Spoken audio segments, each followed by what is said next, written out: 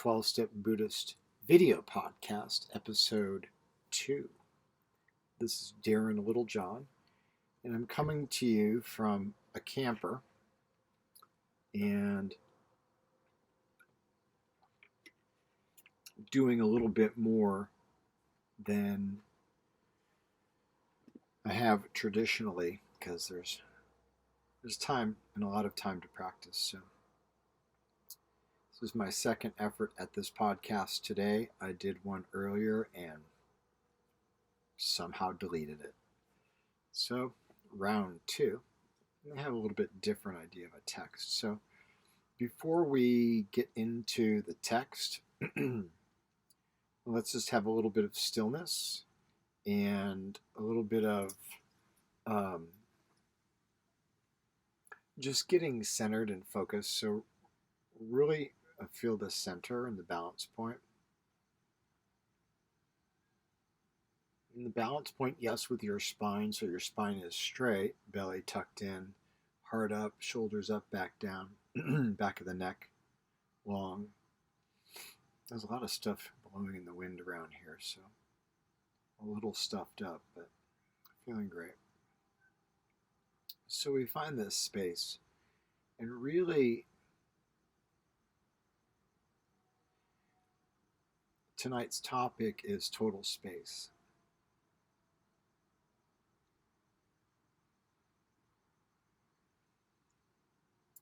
So we come into and settle into our awareness of our experience.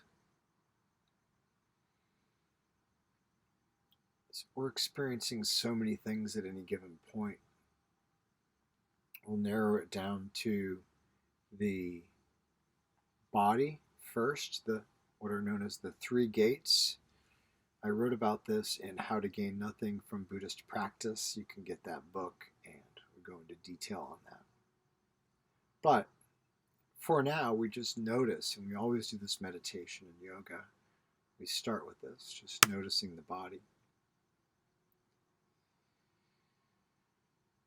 Noticing energy, so more specifically breath.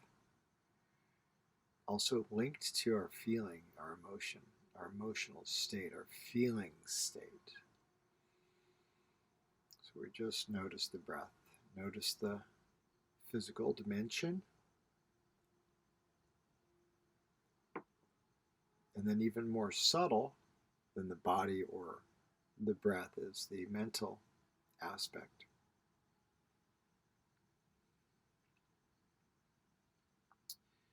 So just on the exhale, pause. Let yourself exhale a little bit more and just come to a real deep, relaxed stillness. Breathe in from the bottom of the belly into the chest, the throat. Expand the throat. Inhale. Inhale more. Relax the throat. Open up.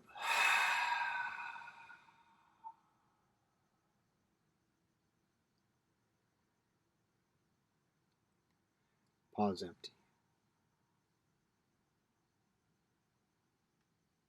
Return to normal breathing. Let your body take over. Just notice all this body, energy, mind, everything that we see, touch, taste, feel.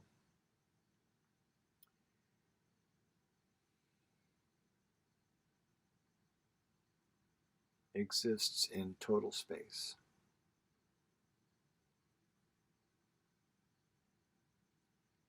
We don't have to think too hard about it. We know that the planet lives in space, in the solar system, and we can look in the sky and see all the space between the stars. And we can look in a microscope and see all the space between the atoms. We sure look solid, but when you look closely, it's not solid. Buddha asks us to look more deeply.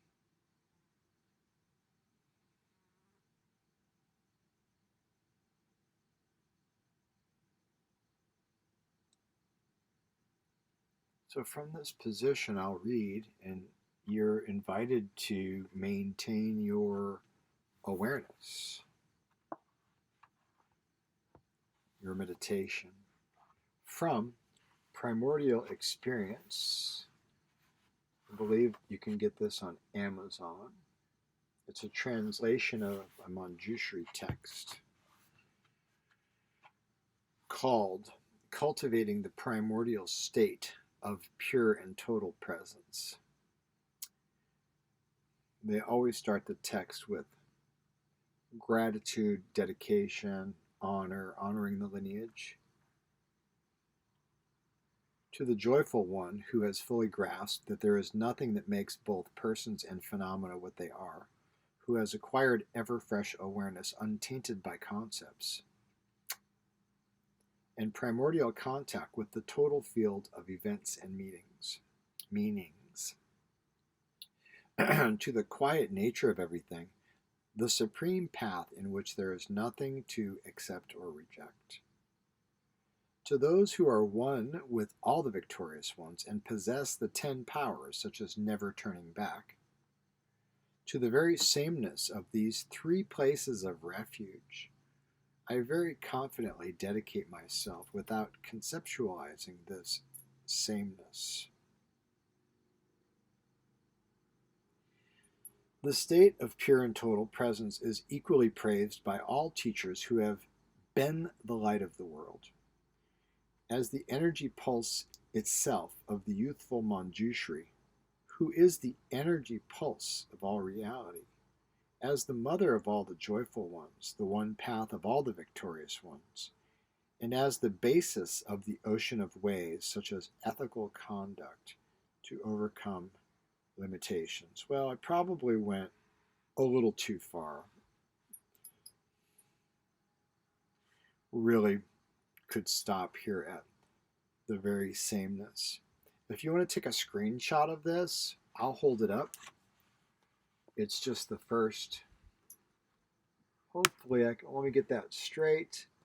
Let me see if I can get it lined up and in focus. I don't know if I can, but you can just take a look at the very first. Holding it still now. 3, 2, 1. So we'll talk about this a little bit, but let's talk about it in the context of understanding the depth and reality and authenticity and timing and opportunity of the Buddhist teaching in our current situation.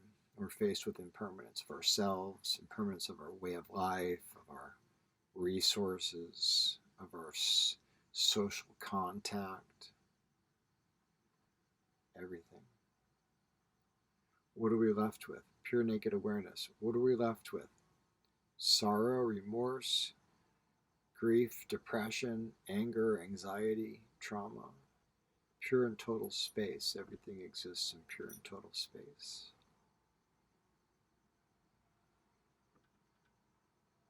So, just to think about the teaching as a liberation from the experience of samsara, and samsara being that cycle, that infinite cycle. I'm just looking at the dog. What is he doing? He's very hyper playful today. So, and Siri thinks I want to talk to it, and I don't. So, in the context of this absolute, completely devastating world event, what am I left to do? I mean, I'm in a camper, kind of hiding out. It's trying to stay away from everyone, unless I have to get food, or I needed like a candy bar the other night. Some people, like kids behind me, could turn around that the parents aren't telling them to move. It's risky out there. So how can I deal with the anxiety and the panic and the fear and all of it? I can exhale.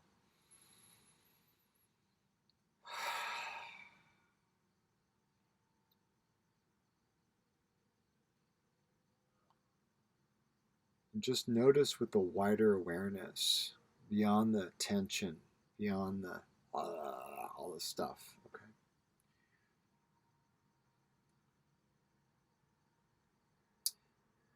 Cultivating the primordial state of pure and total presence to the joyful one, or the Buddha, who has grasped that there is nothing that makes anything what they are, who has fully grasped that there is nothing that makes anything what it is. In other words, as we said in the meditation, there's really nothing.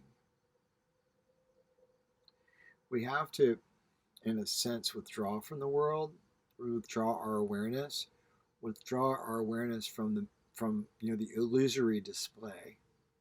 These are the teaching. This is living the teaching. So everything is a shimmering light, as in the symbolic transmission of that masters give of the light of the moon shimmering in the water, say of a pond or a lake. And we look at the pond and we see the reflection. We don't think it's the moon. We know it's a reflection. And that's the same with this state of pure total awareness and the secondary phenomena. We look at it and we think it's the moon. But if we train ourselves like Buddha did, if we train ourselves in the Dharma, in this particular way that I'm talking about, that's what I practice, and we can release ourselves from the tension. And they talk about it in the teaching like a releasing of a cord on a bundle of sticks, right? So my hands are super clean, but I need to be very, very careful and everything. But I've been on isolation for, pretty close isolation for a month or so. So noticing that there's nothing. So if there's nothing, then there's really nothing to worry about and no one to worry about it. And that may sound like Buddhist mumbo jumbo, but if you just exhale and pause and notice emptiness, total space,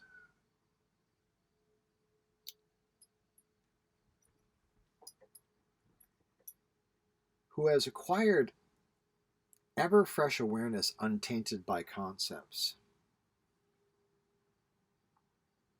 Awareness untainted by concepts. That's really all there is to the entire thing. Awareness. That's this book. That's this book. That's this entire form of teaching. Untainted by concepts. So, ever fresh awareness. So try it. And just notice in the present moment, and you don't need to be doing anything in particular. You can be sitting in a meditation posture, but you can also be moving. You can be doing anything or nothing.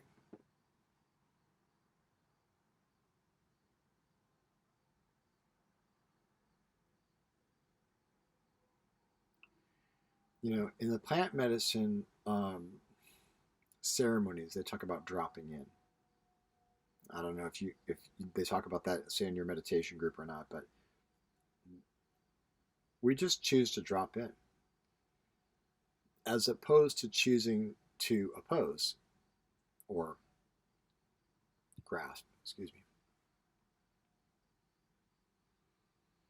So you can drop in right in the center of your being.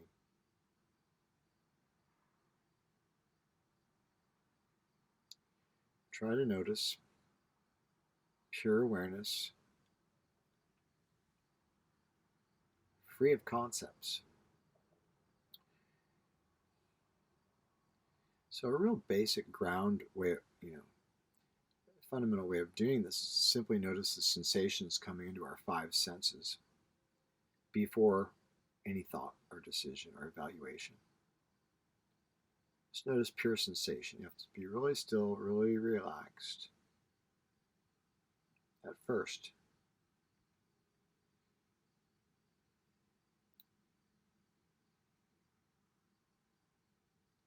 So you can just practice getting really still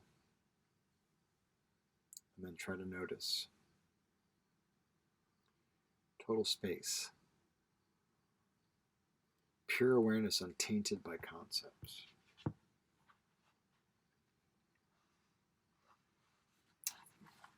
Ever fresh awareness, they say in the text. To the quiet nature of everything, the supreme path in which there is nothing to accept or reject. So if there's nothing to accept or reject, you're in pure and total awareness, free from concepts. Accepting or rejecting are concepts. Those are mental constructs which occur not in the primordial experience, but after. There's a primordial experience, which is that we are, we're the moon.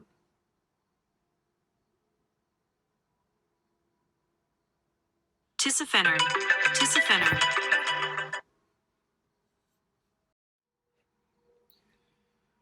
So that was Tysa calling, and it took me out of our podcast for a second. But Tysa is also a practitioner long term.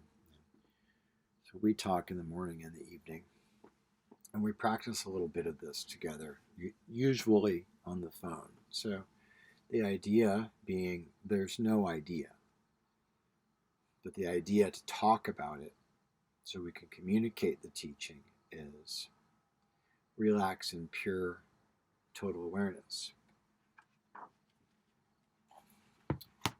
That being said, there are many, many methods and categories and systems of practices that you can do.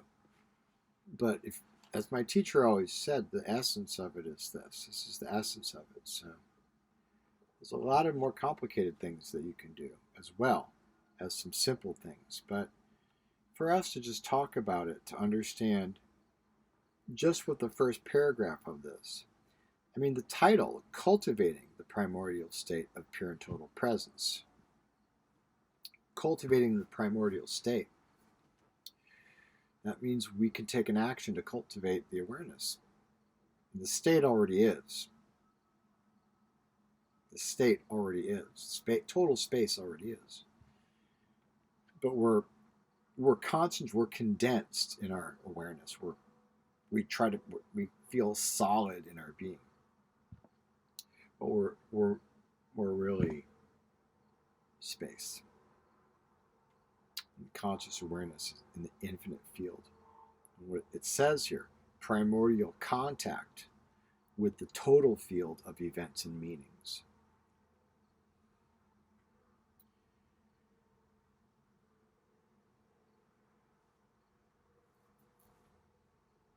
To the very sameness of these three places of refuge, I very confidently dedicate myself without conceptualizing this sameness. And the three places of refuge, body, speech, mind. We do this in our I do it in every meditation that I teach, before yoga and in other places. So we get cold here in the evening, so just noticing that. Yeah, if I need to, I can collect myself here for a moment. But I can also just be present. I can also just be presence.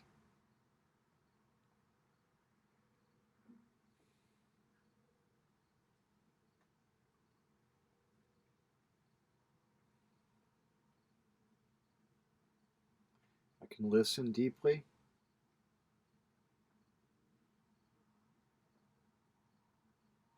Start to hear things that you didn't hear before.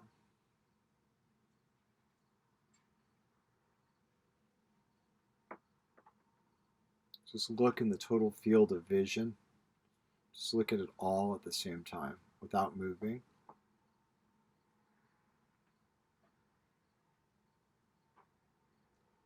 Before the sensory awareness, it says there's a coffee maker, there's a stove, there's a microwave. Just be in the field of awareness, and it's already happening. This already is.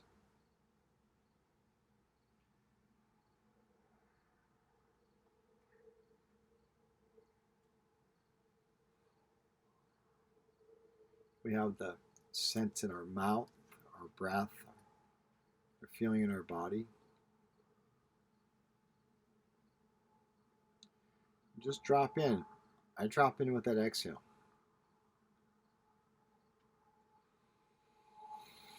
My physical yoga practice really helps me. My fitness program, Taboo Fit, 4 p.m. Monday through Friday, Instagram. Just do it. This all really, really helps me get into a relaxed state, CBD.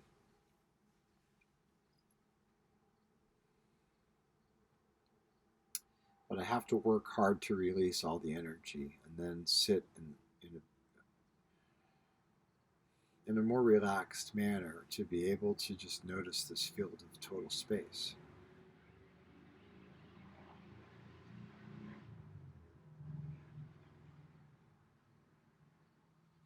And if people see you doing this, you're going to look, as my teacher would say, unnormal, but maybe in privacy, people who understand what you're doing are doing it with you.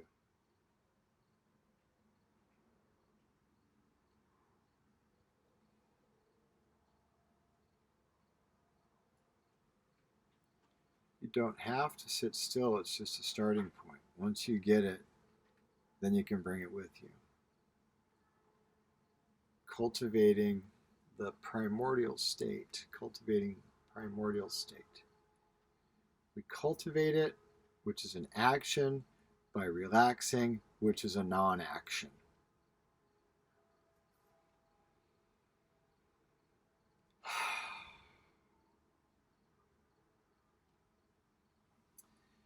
So I did an online Zoom AA I've been doing every night at 7 p.m. It's called the One Day at a Time meeting. There's like 700 people on there. I had compassionate recovery meetings going, but didn't get too many people signing in, so just kind of tabled that. I was doing Instagram live yoga every day at 8:30, but didn't really want to keep doing that on that schedule, and connection is hard, so I just record the videos. I've got meditation and yoga episode number 1 on the YouTube channel as well. So I'll do those, and that has a meditation and movement. So to just try to be relaxed in this scenario is, kind of the opposite of the natural reaction. No one's ever experienced this before. No one. This is the first time that we've had this global thing without, with the global transportation and communication, and just people can get everywhere so fast. Something like this spreads overnight. In a couple days it spreads, and it continues spreading. So, I've been on quarantine for, like I said, about a month, and when I do have to get food or gas or whatever, I just notice a lot of people aren't. And that's pretty sad, because that will kill us. That will kill humanity. Humanity could get wiped out if you want to be a dick and not stay home. So I would like to get a t-shirt that says, don't be a dick on one side, stay home. Like, stay home on the front, don't be a dick on the back. Because I'm telling you right now, if you're not staying home, you're being a dick. And not just a dick. One person can affect thousands. They traced the one psychiatrist from Wuhan. They did contact tracing, and they stopped at 3,000. That's just where they stopped. That has continued, because he didn't just transmit to their town. So I think it's a city of 7 or 8 million people. So this is our reality, is that it's completely altered. Our reality is completely altered. All of us have a shift, and we need to go with it and embrace it and flow with it and not oppose anything and not oppose anyone. So I'm in a different context, a different environment. People have strange beliefs. Things are very like on the conservative side, and I'm just kind of surrounded. But I'm like, hey, what's our common ground? Who are we? We're going through this together. We're all afraid. I care about you, and if you get sick and you need something, let me know, and I'll go to the store for you. At least as long as I'm well. But I'll go to the store with like a blanket over my head. I mean, people just need to stay away. So this is the context that we're practicing in. And so the practice, if you've had one up to this point, the practice is the same. The situation ultimately is no different than it is on any day. It's just that we have world pandemic, which brings everyone's awareness into the suffering, and also our awareness and the opportunity of common humanity, to understand common humanity. So I'm doing also, my teacher, Susan Kinnear, is doing mindful self-compassion sessions, I think 4 or 5 sessions a week. And I did a session with her this morning. I've done 16 weeks of training with her. She's through Compassion Institute. So join on that, because it's really beautiful. It's self-compassion is the number one practice that has helped me to come out of PTSD and stuff. So I did that class in the spring, and then I did it again in the fall. Anyways, so I'll tune out now. I just wanted to say, this is the opportunity of Buddha. We don't like to look at it. I personally don't want to go, oh, here's a silver lining. Oh, let's think positive. Oh, blah, blah, blah. I mean, yeah, but the reality is it's pretty dark. The reality is they're probably not. I don't think they're going to get it under control, because so many people don't. So many people are all over the world, even in Italy. They're just still moving about and refusing. And I don't know, other than doing it by force, if any government anywhere can really control it. So until they get a vaccine, we're probably going to be on quarantine. That's just my feeling. I could be wrong. I hope I'm wrong. But just look at what you see in front of you. It's very basic. Just look at the numbers, look at the daily growth, look at the number of people that are out, look at asymptomatic transmission. You don't have to be a genius. Just look at what's happening. So please, please, please stay home. Practice the space of total awareness, or awareness of total space, or any of these ways of being. So everybody, I'll be doing these more often because there's more time. But in the meantime,